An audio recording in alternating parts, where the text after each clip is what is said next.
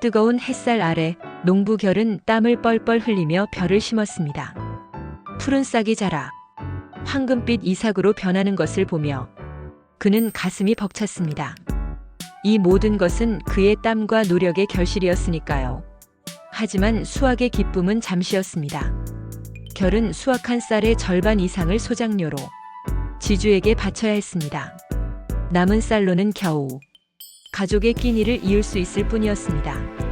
몇 세기가 흐른 지금 카페 주인 지은은 아침부터 밤늦게까지 커피를 내리고 손님을 맞았습니다.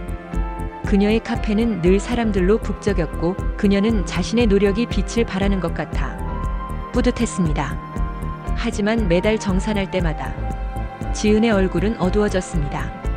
대출 이자, 비싼 임대료, 그리고 플랫폼 수수료까지 그녀가 열심히 번 돈은 순식간에 사라졌습니다. 어느 날 밤 결은 꿈속에서 지은을 만났습니다. 황금빛 벼가 무성한 논밭이 순식간에 세련된 카페로 변하는 기묘한 공간이었습니다. 서로 다른 시대의 두 사람은 신기한 듯 서로를 바라보았습니다. 제가 아무리 열심히 일해도 수확의 절반은 지주의 것이었습니다. 결이 씁쓸하게 말하며 논밭을 가리켰습니다. 제 땀의 결실인데 제 것이 아니었습니다. 저도 마찬가지예요. 지은이 태블릿을 보여주며 말했습니다. 손님들이 아무리 많이 찾아와도 임대료와 수수료가 제 순이익을 갉아먹어요. 열심히 일해도 남는 게 없어요. 두 사람은 잠시 말없이 서로를 바라보았습니다. 시대는 달랐지만 그들의 삶은 놀랍도록 닮아 있었습니다. 그들의 땀과 노력은 누군가의 주머니를 채워주는 데 쓰이고 있었습니다. 그래도 우리는 포기하지 않을 거예요. 결이 먼저 입을 열었습니다. 우리의 땀은 분명 가치 있는 것이니까요. 지은도 고개를 끄덕이며 미소 지었습니다. 꿈에서 깨어난 결은 다시 논으로 향했습니다.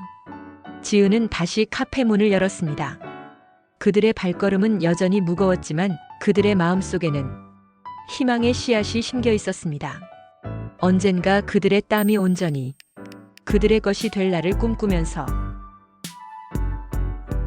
이번에는 조선 후기와 일제강점기의 소작농 그리고 현대 한국 자영업자를 비교하면서 이들의 순소득 비율 문제를 살펴보겠습니다. 겉으로 보기엔 시대도 다르고 업종도 다르지만 핵심은 같습니다. 바로 생산 혹은 매출에서 얼마를 실제로 자기 손에 남길 수 있는가라는 문제입니다.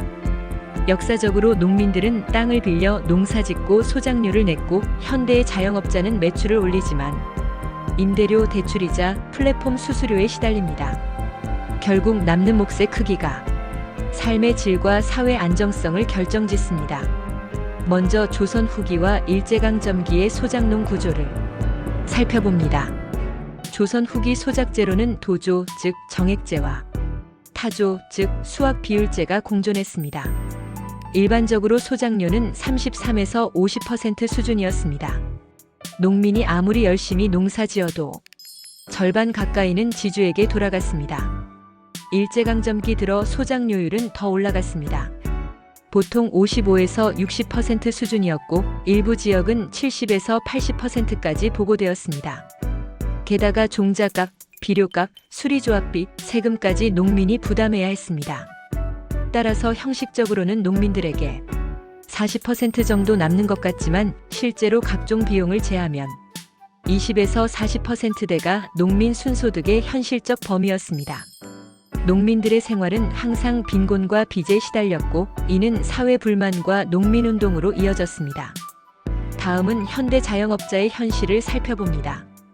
2023년 소상공인 평균 수익 구조를 보면 영업이익률이 약 12.6% 수준입니다. 즉 매출 100만 원을 벌어도 실제 남는 건 12만 원 남짓입니다. 이에는 비용의 압박이 큰 원인입니다. 카드 수수료가 영세, 중소 가맹점 기준 약 0.5에서 1.5%에 달합니다. 배달앱 수수료는 주문 금액의 20% 안팎입니다. 매출의 절반 이상이 앱을 통해 발생한다면 전체 매출 대비 10% 내외 부담입니다. 임대료는 매출 대비 10% 전후가 흔한 기준이지만 상권에 따라 더 높을 수도 있습니다. 이자 비용은 대출 구조에 따라 다르지만 매출 대비 1에서 2% 부담으로 추정됩니다. 영업이익률 자체가 12에서 13% 수준인 현실을 고려하면 실제 자영업자의 순소득은 10% 내외, 업종에 따라 한 자릿수로 떨어지는 경우가 흔합니다. 플랫폼 의존도가 높은 음식점, 카페일수록 순소득 구조는 더 악화됩니다. 이제 과거 농민들과 현대 자영업자 상황을 비교하고 시사점을 찾아봅니다. 순소득 비율에서 조선 후기에서 일제강점기 농민은 20에서 40%대, 현대 자영업자는 10% 내외로 추정되며 업종에 따라 더 낮을 수도 있습니다. 단순 숫자로만 비교하면 과거 농민들보다 현대 자영업자의 상황이 더 열악한 것으로 보입니다. 과거 농민들과 현대 자영업자 수익의 구조적 공통점을 살펴봅니다. 과거 농민은 지대, 즉 소장료라는 부담에 시달렸습니다. 현대 자영업자는 임대료, 수수료, 대출이자라는 다중 부담에 시달립니다. 결국 두 시기 모두 생산은 내가 하지만 이익의 상당 부분은 다른 구조에 귀속되는 상황입니다. 이제 시사점입니다.